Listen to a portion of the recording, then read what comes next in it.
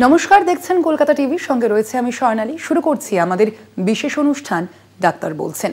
আজ বিশ্ব কিডনি দিবসে আমরা আলোচনা করব কিডনির ক্রনিক সমস্যা নিয়ে। বহু মানুষ এই রোগে আক্রান্ত হয়ে থাকেন, আপনারা জানেন। এবং এবছর বিশ্ব কিডনি দিবসের যে থিম, সেই থিমেই বলা হয়েছে যে আপনার কিডনি কি আদৌ সুস্থ রয়েছে?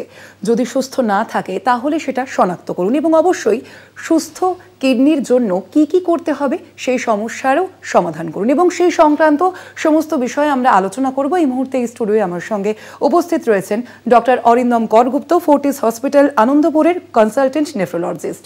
ডক্টর করগুপ্ত, আপনাকে স্বাগত জানাই আমাদের এই ডাক্তার বলছেন অনুষ্ঠানে। ডক্টর করগুপ্ত, যে বিষয়টি আপনার কাছে প্রথমেই আমি জানতে চাইব সেটা হচ্ছে যে এই কিডনির কি ভূমিকা রয়েছে আমাদের শরীরে এবং সেটি কতটা ইম্পর্টেন্ট? আমাদের কিডনি আমাদের শরীরের ক্ষেত্রে মূলত এক্সক্রিটারি অর্গান হিসেবে কাজ করে। মানে আমাদের শরীরের মেটাবলিজম বা আর যে সমস্ত জিনিস থেকে যত বর্জ্য পদার্থ তৈরি হচ্ছে, যত ওয়েস্ট প্রোডাক্ট তৈরি হচ্ছে, ইনক্লুডিং জল, যে জলটা আমরা খাই সবটা তো আমাদের ব্যবহারে লাগে না। জল এবং ওয়েস্ট প্রোডাক্ট সেইগুলোকে শরীর থেকে এক্সক্রিট করা, শরীর থেকে বের করাই হচ্ছে কিডনির মূলত কাজ। এবং এটা করতে গিয়ে এই ওয়েস্ট প্রোডাক্টগুলোর সঙ্গে মিশে থাকে অনেক দরকারি জিনিসপত্র, অনেক দরকারি নিউট্রিয়েন্ট, ইলেকট্রোলাইটস। সেইগুলোকে সঠিকভাবে রিঅ্যাবজর্পশন করা, যাতে সেগুলো শরীর থেকে বেরিয়ে না যায়, সেটাও কিডনির একটা ইম্পর্টেন্ট কাজ। এগুলো ছাড়া কিডনির আরও কিছু কাজ থাকে, যার মধ্যে খুব ইম্পর্টেন্ট হচ্ছে এন্ডোক্রিনাল ফাংশন। বেশ কিছু হরমোন কিডনি থেকে তৈরি হয়। তার মধ্যে যে দুটো নিয়ে আমরা অলমোস্ট ডেইলি কাজ করি, একটা হচ্ছে ভিটামিন ডি, তৈরি হচ্ছে কিডনি থেকে, আর একটা হচ্ছে এরিথ্রোপয়েটিন, যে এরিথ্রোপয়েটিন হরমোনের জন্য শরীরে রক্ত তৈরিতে সাহায্য পাওয়া যায়। এবং কিডনি রোগীদের ক্ষেত্রে দেখা যায় যাদের অ্যাডভান্সড কিডনির প্রবলেম, তাদের যেহেতু ভিটামিন ডি লেভেল খুব কমে যায়, তার থেকে শরীরে ক্যালসিয়ামের মাত্রা কমে যায়। যেহেতু এরিথ্রোপয়েটিনের মাত্রা কমে যায়, তার থেকে শরীরে রক্তাল্পতা হয়, যেটা বাড়ানোর জন্য কিন্তু আবার কৃত্রিম উপায়ে তৈরি এরিথ্রোপয়েটিন ইনজেকশন বাইরে থেকে সাপ্লিমেন্ট করতে হয়। তো মূলত এই কাজগুলোই কিডনি করে থাকে। সেক্ষেত্রে ডক্টর করগুপ্ত, কিডনি ভালোভাবে কাজ করছে কিনা সেটা কি করে বুঝবেন একজন মানুষ?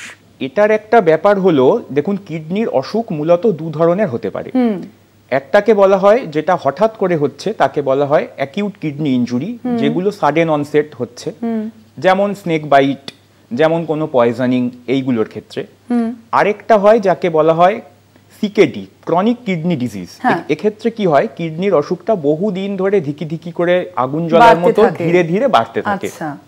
তো সমস্যা হচ্ছে, যেখানে কিডনির অসুখটা হঠাৎ করে হচ্ছে, অ্যাব্রাপ্টলি হচ্ছে, সেক্ষেত্রে বডি সাডেনলি একটা অ্যাডভান্সড কিডনি প্রবলেমের মুখোমুখি হচ্ছে এবং শরীরে নানান রকম সিমটম দেখা যায়। কিন্তু যেখানে সিকেডি, মানে যেখানে শরীরের কিডনি আস্তে আস্তে খারাপের দিকে যাচ্ছে, সেখানে শরীরের কাছে অনেকটা সময় থাকে যে এই কিডনির গন্ডগোলটাকে মানিয়ে নেওয়ার জন্য, যেহেতু অসুখটা আস্তে আস্তে বাড়ছে। তার জন্য সিকেডি পেশেন্টদের ক্ষেত্রে কিন্তু অনেক সময় শুরুর দিকে কোনো অবভিয়াস সিমটম থাকে না। এবং এটা অনেক ক্ষেত্রেই দেখা যায় যে সমস্ত পেশেন্টরা দীর্ঘদিন ধরে ডায়াবেটিস আছে, দীর্ঘদিন ধরে হাইপার টেনশন, হয় নিয়মিত ওষুধ খান না, অথবা নিয়মিত চেকআপে থাকেন না, নিয়মিত কিডনির পরীক্ষা হয় না, তাদের শুরুতে যখন কিডনির গন্ডগোল ধরা পড়ছে তখনই তাদের অলমোস্ট ডায়ালিসিস শুরু করতে হচ্ছে। এই রকম, মানে এত বছর যাবৎ কিডনির অসুখটার জন্য হয় তারা ইগনোর করেছেন বা শরীরে কোনো ওভার্ট ম্যানিফেস্টেশন হয়নি।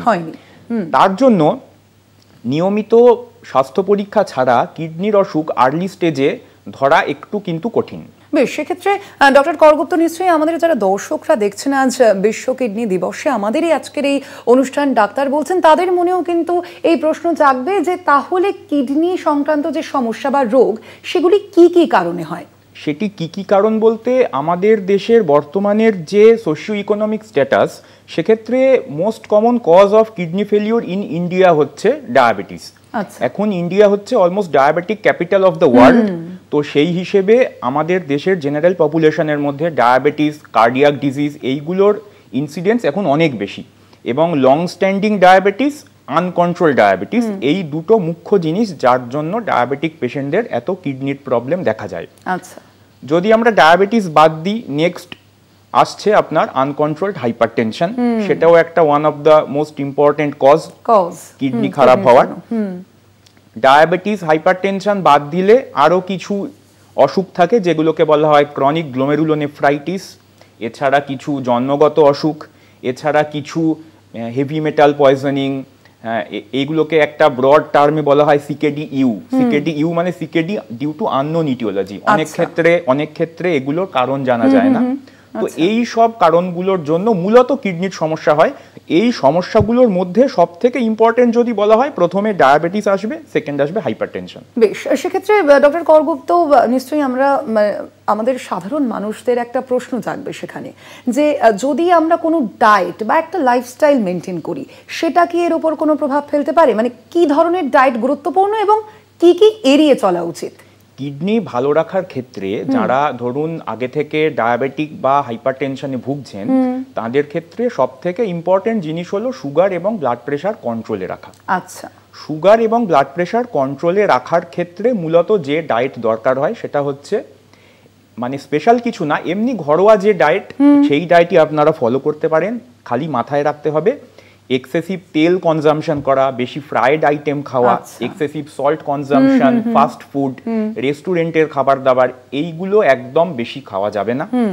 নিয়মিত শরীর চর্চার মধ্যে থাকতে হবে। রোজ 20 মিনিট আধ ঘন্টা হলেও কিছুটা শরীর চর্চার মধ্যে থাকতে হবে, নিয়মিত এক্সারসাইজ করতে হবে।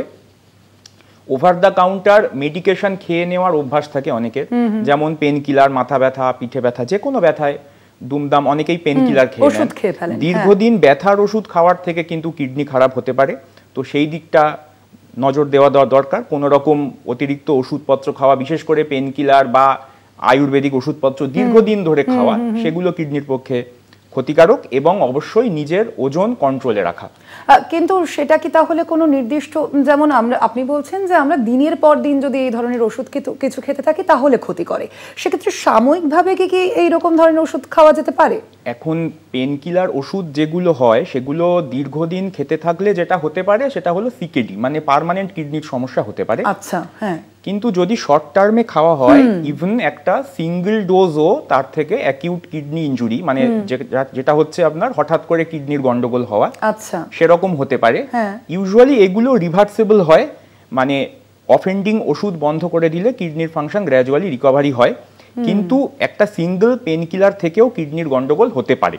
আচ্ছা, সেখানে ডক্টর করগুপ্ত, যে মানে সেটা কিভাবে মানুষ প্রতিহত করবে? এখন এর জন্য যেটা করা দরকার সেটা হচ্ছে উপযুক্ত ইন্ডিকেশন ছাড়া, উপযুক্ত পরামর্শ ছাড়া নিজের খেয়াল খুশি মতো ব্যথার ওষুধ একদম খাওয়া উচিত নয়। এবং যদি ব্যথা যন্ত্রণার জন্য কোনো ওষুধ খেতে হয়, তাহলে আপনার যিনি চিকিৎসক তার পরামর্শ মেনে, তার উপদেশ নিয়ে তবেই এগোনো উচিত। সাধারণত আমরা যারা কিডনি রোগী, তাদের ক্ষেত্রে যেমন আমরা বলি যে কোনো ব্যথার জন্য প্যারাসিটামল জাতীয় ওষুধ নির্ভয়ে খাওয়া যায়। প্যারাসিটামল থেকে কিডনির প্রবলেম ইউজুয়ালি দেখা যায় না, কিন্তু প্যারাসিটামল ছাড়া বাজার চলতি বাকি যে পেন কিলার ওষুধগুলো, সেগুলো অনেক ক্ষেত্রেই কিডনির পক্ষে মারাত্মক ক্ষতিকারক হয়। অর্থাৎ বোঝাই যাচ্ছে ডক্টর করগুপ্ত এবং আমাদের দর্শকরা যারা রয়েছেন তারাও নিশ্চয়ই বুঝতেই পারছেন আপনারা আমাদের এই আলোচনা এখনো পর্যন্ত যে পর্যায়ে রয়েছে, যে এই আমরা বিভিন্ন সময় যে মাথা ব্যথা বা অ্যাসিডিটি বা জ্বরের জন্য বিভিন্ন ওষুধ খেয়ে ফেলি, সেটা কিন্তু নিয়মিত আপনারা সবসময় খাবেন না, সেটা কিন্তু একটু আপনাদের নিয়ন্ত্রণে আনা উচিত। ডক্টর করগুপ্ত, আমার যে পরের প্রশ্নটা আপনার কাছে থাকবে সেটা হচ্ছে, আপনি ডায়াবেটিসের কথা বলছিলেন, সেক্ষেত্রে ডায়াবেটিস এবং ওবেসিটি, এই দুটো জিনিস কতটা ক্ষতি করে কিডনির? এই দুটো তো কিডনির পক্ষে খুবই ক্ষতিকারক। যেটা আমি আগে বললাম যে অনেক দিন ধরে ডায়াবেটিস থাকা এবং ডায়াবেটিস কন্ট্রোল যদি খুব খারাপ হয়, এই দুটো জিনিস থেকেই কিডনির অসুখ হওয়ার চান্স বেড়ে যায়। কাজেই ডায়াবেটিক রোগীদের ক্ষেত্রে যেটা ফার্স্ট অ্যান্ড ফরমোস্ট ইম্পর্টেন্ট, নিজের ব্লাড সুগার লেভেল কন্ট্রোলে রাখা। সেকেন্ড হচ্ছে ওয়েট কন্ট্রোলে রাখা। যখনই ওয়েট বাড়তে থাকে, ওয়েট বাড়ার সঙ্গে সঙ্গে যেমন এক নম্বর হচ্ছে শরীরে ইনসুলিন ঠিক করে কাজ করতে পারে না, যাকে বলে ইনসুলিন রেজিস্ট্যান্স তৈরি হয়।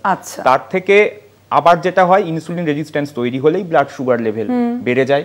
যত ব্লাড সুগার বেশি থাকবে তত কিডনির পক্ষে ক্ষতিকারক। যত ওবেসিটি বেশি হবে তত কোলেস্টেরলের প্রবলেম আসবে, ব্লাড প্রেশার বেড়ে যাবে, কার্ডিয়াক রিস্ক ফ্যাক্টর অনেক হাই হয়ে যাবে।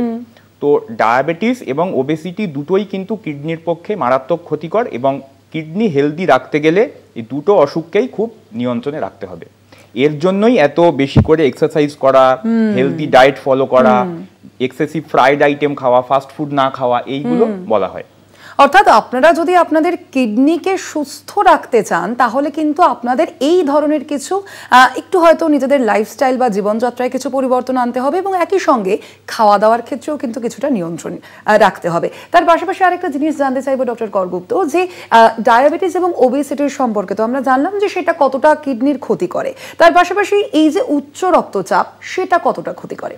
হ্যাঁ, হাই ব্লাড প্রেশারও কিডনির পক্ষে যথেষ্ট ক্ষতিকারক ব্যাপার। আচ্ছা, আমাদের দেশের ক্ষেত্রে যেটা ওভারঅল দেখা যায় যে আমাদের দেশে যতজন রুগীর হাই ব্লাড প্রেশার থাকে তার মধ্যে মোটামুটি 50% পেশেন্ট হচ্ছে ওষুধ খায়। যতজন ব্লাড প্রেশারের ওষুধ খায় তার মধ্যে 50% হচ্ছে নিয়মিত ওষুধ খায়।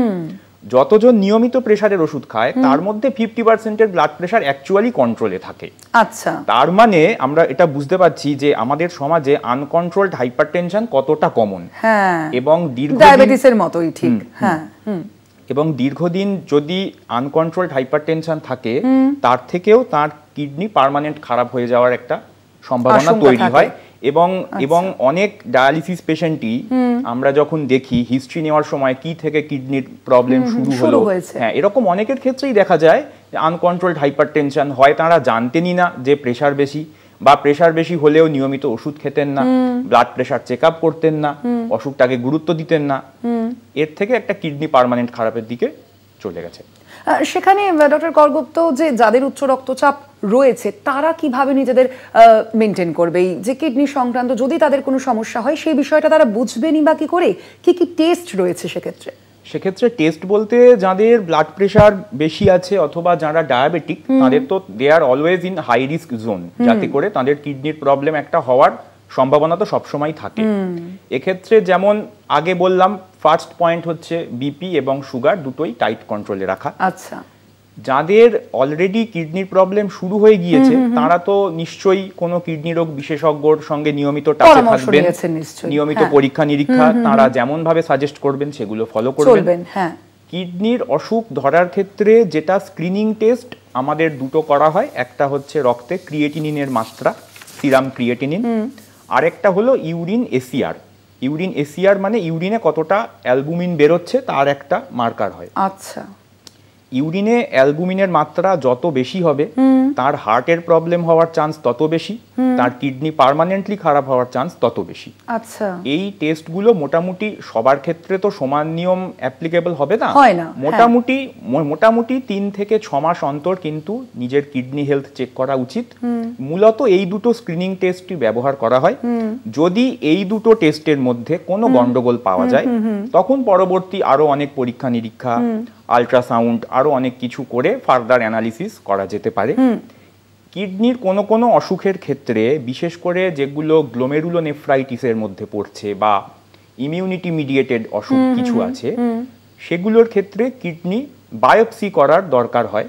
কিডনি বায়োপসি করে দেখা হয় যে কিডনির মধ্যে এক্স্যাক্ট কি রোগ হচ্ছে, কিডনির কতটা পার্সেন্টেজ ড্যামেজ হয়েছে, কোন ওষুধে কাজ হতে পারে, ওষুধে সেরে যাওয়ার চান্স কতটা, মূলত এই জিনিসগুলো তারা সেখানে বুঝতে পারেন। আচ্ছা ডক্টর করগুপ্ত, আমাদের দর্শকরাও নিশ্চয়ই এই শব্দবন্ধটা সম্পর্কে পরিচিত যে ডায়ালিসিস সেশন, তো সেই বিষয়টা কি, মানে ডায়ালিসিস বলতে ঠিক কি বোঝায়? হ্যাঁ, তো যখন একজন পেশেন্টের কিডনি মোটামুটি লাস্ট স্টেজে চলে গেল, যাকে বলা হয় সিকেডি স্টেজ 5। আচ্ছা, সিকেডি স্টেজ 5 এর শেষ দিকে গিয়ে পেশেন্টের ডায়ালিসিস চালু হয়। ডায়ালিসিস মানে হলো যেখানে এমন একটা স্টেজে পেশেন্টের কিডনি পৌঁছে গেছে যেখানে পেশেন্টের কিডনির নিজস্ব যে ফাংশন তাতে পেশেন্টের শরীরের নর্মাল ফাংশনিং এর জন্য যতটা রেনাল ফাংশন দরকার সেটা তার নিজের কিডনি অ্যাডিকুয়েটলি প্রোভাইড করতে পারছে না।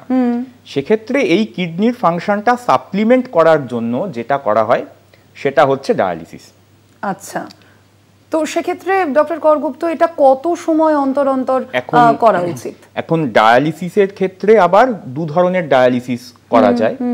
একটাকে বলা হয় হিমোডায়ালিসিস, যেখানে রক্তের মাধ্যমে ডায়ালিসিস হয়। রক্তের মাধ্যমে ডায়ালিসিসের ব্যাপারটা সাধারণত হাসপাতালে গিয়েই করতে হয়, এখন অনেকে বাড়িতেও করেন। আচ্ছা, এবার এই রক্তের ডায়ালিসিস যেটা হিমোডায়ালিসিস, সেটা সাধারণভাবে সপ্তাহে 2 বার থেকে 3 বার হয়। সেটা নির্ভর করছে যে রোগীর ডায়ালিসিস চলছে তার নিজস্ব ইউরিনের পরিমাণ 24 ঘন্টাতে কতটা তার ইউরিন হচ্ছে, তার ব্লাড প্রেশার কন্ট্রোল কেমন আছে, এর উপর ভিত্তি করে এটা সপ্তাহে 2 বারও হতে পারে, সপ্তাহে 3 বারও হতে পারে। এই হিমোডায়ালিসিস ছাড়া আরো এক ধরনের ডায়ালিসিস হয় যাকে বলা হয় পেরিটোনিয়াল ডায়ালিসিস। আচ্ছা, পেরিটোনিয়াল ডায়ালিসিসের মধ্যে যেটা করা হয় সেটা হলো রোগীর পেটে একটা পেরিটোনিয়াল ক্যাথিটার বসানো হয়, দিয়ে পেটের মধ্যে পিডি ফ্লুইড বলা হয়, মানে রেডিমেড প্যাকেজড পিডি ফ্লুইড পাওয়া যায়, সেই ফ্লুইডটা পেটের মধ্যে ইনস্টল করা হয়। সেটা কিভাবে ইনস্টল করা হয়? সেটা ক্যাথিটারের মাধ্যমে। আচ্ছা। এবং সেই ফ্লুইডটা পেটের পেরিটোনিয়াল ক্যাভিটিতে 4 ঘন্টা থাকে।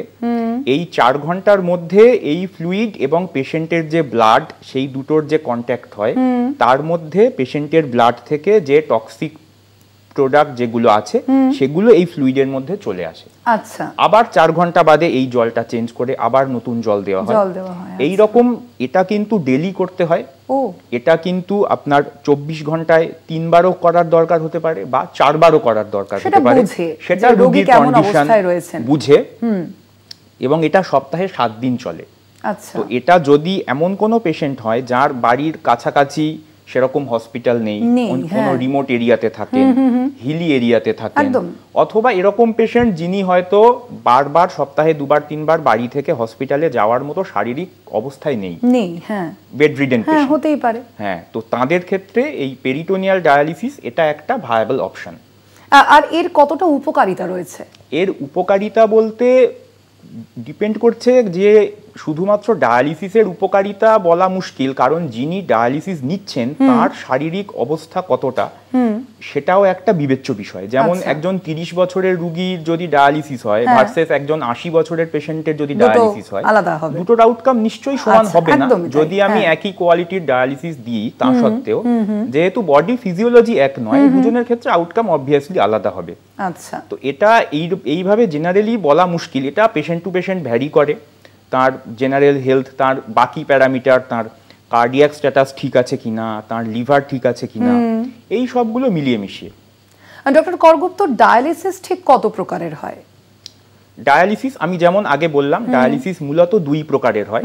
একটা হচ্ছে হিমোডায়ালিসিস, যেখানে রক্তের ডায়ালিসিস, যেখানে পেশেন্টের রক্ত ডায়ালিসিস মেশিনের মধ্যে দিয়ে একটা ডায়ালাইজার বলে ফিল্টার হয়, তার মধ্যে দিয়ে পেশেন্টের ব্লাডটা ফিল্টার করা হয় এবং ফিল্টার্ড ব্লাডটা আবার পেশেন্টের শরীরে রিটার্ন করা হয়। আর একটা পেরিটোনিয়াল ডায়ালিসিস, যেখানে পেটের মধ্যে ক্যাথিটার দিয়ে ডেলি 3 বার থেকে 4 বার জল ঢোকানো বের করা, এই ব্যাপারটা হয়। এটা কি বয়সের উপর নির্ভর করে নাকি কোন রোগী কেমন অবস্থায় রয়েছেন সেটার উপর? বয়সের উপর বলতে যারা বেশি বয়স্ক পেশেন্ট যদি সেরকম বেড রিডেন হন বা ডিফিকাল্ট টু মুভ হয়, সেরকম রোগীদের ক্ষেত্রে আমরা অনেক সময় পেরিটোনিয়াল ডায়ালিসিস ইউজ করি। তার কারণ তাহলে সেক্ষেত্রে তাকে সপ্তাহে 3 দিন বাড়ি হাসপাতাল এই যুদ্ধটা করতে হচ্ছে না, সেটা একটা বড় সুবিধে। একদম। এছাড়া আপনার হচ্ছে আগে যেটা বললাম যে হিলি এরিয়া বা রিমোট এরিয়া বা লোকালি কোনো অ্যাডিকুয়েট সেরকম হসপিটাল নেই হিমোডায়ালিসিস করার মতো, সেক্ষেত্রে পেরিটোনিয়াল ডায়ালিসিস একটা সুটেবল অপশন হতে পারে। এছাড়া যে পেশেন্টদের দীর্ঘদিন হিমোডায়ালিসিস চলছে তাদের ক্ষেত্রে যে সমস্যাটা হয় যে হিমোডায়ালিসিস চালিয়ে যাওয়ার জন্য শরীরে একটা ভাস্কুলার অ্যাক্সেস দরকার হয়, তাকে বলে ফিস্চুলা। দীর্ঘদিন ধরে হিমোডায়ালিসিস চলতে চলতে ফিস্চুলা বানানোর জায়গা আস্তে আস্তে নষ্ট হয়ে যায়। আচ্ছা। তো এমন একটা স্টেজে আসে পেশেন্ট যখন ফিস্চুলা বানানো যায় না বা সুটেবল কোনো অ্যাক্সেস নেই যে আমি হিমোডায়ালিসিস করতে পারবো। আচ্ছা। এই রকম বার্নড আউট পেশেন্টের ক্ষেত্রেও আমরা অনেক সময় পেরিটোনিয়াল ডায়ালিসিস করি। সেখানে ডক্টর করগুপ্ত, এই যে ডায়ালিসিস সেশন আছে, এই ডায়ালিসিস সেশনের আগে কি কোনো ধাপ রয়েছে যেটা কিনা রোগীদের জানতে হয় বা পেরোতে হয়, সেই বিষয়ে কিছু জানান যদি। এখন যে কোনো ডায়ালিসিস শুরুর আগে পেশেন্টকে কাউন্সেল করা এটা একটা খুব বড় একটা বিষয়। ডায়ালিসিস শুনেই যেটা পেশেন্টের মনে একটা ভয়ঙ্কর মেন্টাল শক লাগে যে আমার ডায়ালিসিস হচ্ছে মানে আমি মরে যাব, খারাপ পর্যায়ে রয়েছি। হ্যাঁ, তো যেটা মানে আইডিয়ালি করা উচিত যে আমরা যেমন বলি যে hope for the best, prepare for the worst. তো পেশেন্টকে অ্যাডিকুয়েটলি রেডি করা ফর ডায়ালিসিস। আমাদের দেশের ক্ষেত্রে যে সমস্যা মূলত আমরা দেখি পেশেন্টরা ডায়ালিসিস শুনেই ভয়ঙ্কর ভয় পেয়ে যান এবং পেশেন্ট বা তার বাড়ির লোক সবাই একটা ডিনায়াল মোডে চলে যান। এবং এর একটা অবধারিত ফল হচ্ছে রুগীর যে সময় ডায়ালিসিস শুরু করা উচিত ছিল তার থেকে আরো 3 মাস পরে 6 মাস পরে গিয়ে ডায়ালিসিস শুরু হয়। তো এই যে সময়টা আমরা লস করছি, এর জন্য যে প্রবলেমগুলো হয়, ফার্স্ট যেটা প্রবলেম সেটা হচ্ছে আলটিমেটলি 3 মাস বাদে 6 মাস বাদে পেশেন্ট ইউজুয়ালি একটা কোনো এমার্জেন্সির মধ্যে দিয়ে আসেন। সেই এমার্জেন্সিটাকে ম্যানেজ করা, পেশেন্টকে সেই এমার্জেন্সি থেকে বের করে আনা, এটা একটা বড় চ্যালেঞ্জ হয়। এছাড়া আর যে সমস্যা দেখা যায় যে অনেক পেশেন্টই এই আননেসেসারি ডিলে করার জন্য শারীরিকভাবে অনেক ফ্র্যাজাইল হয়ে যান। তার জন্য তাদের ক্ষেত্রে যে ডায়ালিসিসের আউটকাম যতটা ভালো হয়তো 6 মাস আগে শুরু করলে হতো, সেটা আমরা অনেক সময় পাওয়া যায় না। এছাড়া আরেকটা জিনিস যেটা আমি বললাম যে কোনো হিমোডায়ালিসিস শুরুর আগে একটা ভাস্কুলার অ্যাক্সেস যাকে বলে ফিস্চুলা, সেটা বানাতে হয়। মোটামুটি ফিস্চুলা বানানোর পরে ফিস্চুলা চালু হতে সময় লাগে 1.5 মাস থেকে 2 মাস। তার জন্য মোটামুটি যেটা আইডিয়া করা হচ্ছে যে এই সময় ডায়ালিসিস চালু হবে, তার মোটামুটি 2 থেকে 3 মাস আগে থেকে একটা ফাংশনিং ফিস্চুলা বানিয়ে নেওয়া উচিত। এবং বেশিরভাগ ক্ষেত্রেই যেটা করা সম্ভব হয় না, তার জন্য অনেক সেন্ট্রাল লাইন এই সমস্ত এইগুলো করতে হয়। এইগুলো করতে গিয়ে পেশেন্টদের উপর একটা ফালতু ইনফেকশনের একটা ভয়ঙ্কর বার্ডেন দেখা দেয়। তার জন্য অ্যাডিকুয়েট অপটিমাল ওয়েতে ডায়ালিসিস শুরু করাটা অত্যন্ত গুরুত্বপূর্ণ। অর্থাৎ ডক্টর করগুপ্ত, আমাদের যারা দর্শকরা দেখছেন এই মুহূর্তে আমাদের এই অনুষ্ঠান, ডাক্তার বলছেন, তারাও নিশ্চয়ই বুঝতেই পারছেন আপনারা যে সময় কিন্তু এক্ষেত্রে যথেষ্টই গুরুত্বপূর্ণ। আপনারা যতটা দ্রুত চিকিৎসকের কাছে যাবেন, তাদের থেকে পরামর্শ নেবেন, ততটাই কিন্তু সেটা আপনাদের জন্য যথেষ্ট ভালো হবে। ডক্টর করগুপ্ত, দর্শকরা নিশ্চয়ই এটাও ভাবতে পারেন যে বয়স বাড়ার সঙ্গে সঙ্গে কি কিডনির কার্যকারিতা কোথাও গিয়ে কমতে পারে? হ্যাঁ, মানে বয়স বাড়লে যেমন মানুষের সাধারণ যে কোনো অর্গান আস্তে আস্তে উইক হয়ে যায়, সেটা ব্রেন হোক, সেটা চোখ হোক, সেটা চুল পেকে যাওয়া হোক, সেটা দাঁত পড়ে যাওয়া হোক, একই রকম ভাবে কিডনিরও তো বয়স বাড়ছে। কিডনির বয়স বাড়লে কিডনিরও খানিকটা ফাংশনাল ডিক্লাইন নরমাল। তবে যেটা বলা হয় যে বয়সজনিত কারণে যে কিডনির দুর্বল হয়ে যাওয়া বা কিডনির ফাংশন কমে যাওয়া, সেইগুলো ইউজুয়ালি খুব সিভিয়ার রেনাল ফেলিওর, ডায়ালিসিস দিতে হচ্ছে, এই রকম জায়গাতে ইউজুয়ালি যায় না।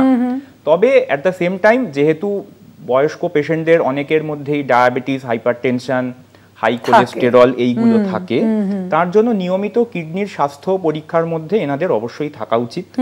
এবং রক্তের ক্রিয়েটিনিনের মাত্রা, ইউরিন, এসিআর, এই পরীক্ষাগুলো 3 থেকে 6 মাস অন্তর, সেটা নির্ভর করছে রোগীর শারীরিক অবস্থার উপর, সেইগুলো নিয়মিত পরীক্ষার মধ্যে থাকা উচিত। আচ্ছা, আপনি বলছিলেন যে কিডনির যে রোগ রয়েছে সেই রোগের কিন্তু বিভিন্ন পর্যায় রয়েছে, সেই পর্যায়গুলো যদি একটু জানান আমাদের। কিডনির যে পর্যায় অসুখের, সেগুলো আমরা মূলত ব্যবহার করি যেখানে আমরা সিকেডি নিয়ে কাজ করছি, মানে যেখানে পার্মানেন্ট খারাপ হয়ে গেছে কিডনি, সিকেডি, তার স্টেজিংটা মূলত আমরা ইউজ করি। অ্যাকিউট রেনাল ফেলিওর যেটা হয়, যেখানে সাডেন কিডনি ফেলিওর হয়, তারও স্টেজিং আছে, সেটার ইউজ অতটা কমন নয়। তো সিকেডির যে অসুখটা, তার মোটামুটি 5টা স্টেজ থাকে, স্টেজ 1, 2, 3, 4, 5।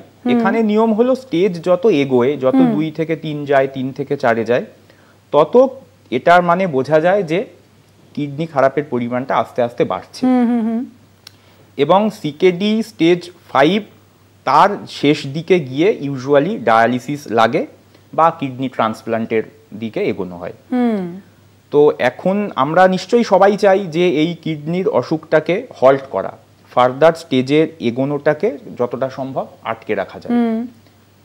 এর জন্য কিছু আছে ফার্মাকোলজিক্যাল ট্রিটমেন্ট, কিছু ওষুধপত্র, কিছু আছে নন ফার্মাকোলজিক্যাল, যেমন হচ্ছে নিয়মিত শারীরিক এক্সারসাইজ করা, সুগার, ব্লাড প্রেশার এগুলো কন্ট্রোলে রাখা, আননেসেসারি ওষুধপত্র, পেন কিলার না খাওয়া, ডায়েটের ব্যাপারটা ঠিকঠাক মেনটেন করা, to be on a healthy diet.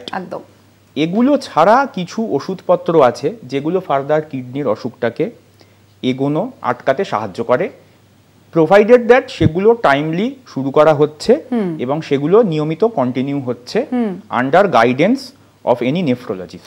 একদমই, অর্থাৎ বোঝাই যাচ্ছে দর্শকরা নিশ্চয়ই আমাদের বুঝতেই পারবেন যে সময়টা কিন্তু খুব গুরুত্বপূর্ণ এই রোগের ক্ষেত্রে, এবং তার পাশাপাশি আপনাদের যদি যে কোনো রকমের কোনো সমস্যা হয়ে থাকে আপনারা কিন্তু অবশ্যই চিকিৎসকের পরামর্শ নিন। আজকের আমাদের এই আলোচনার জন্য ধন্যবাদ আপনাকে ডক্টর করগুপ্ত। আজকের আমাদের এই ডাক্তার বলছেন অনুষ্ঠান এখানেই শেষ। অবশ্যই অন্যান্য খবরের জন্য দেখতে থাকুন কলকাতা টিভি রাত দিন 7 দিন।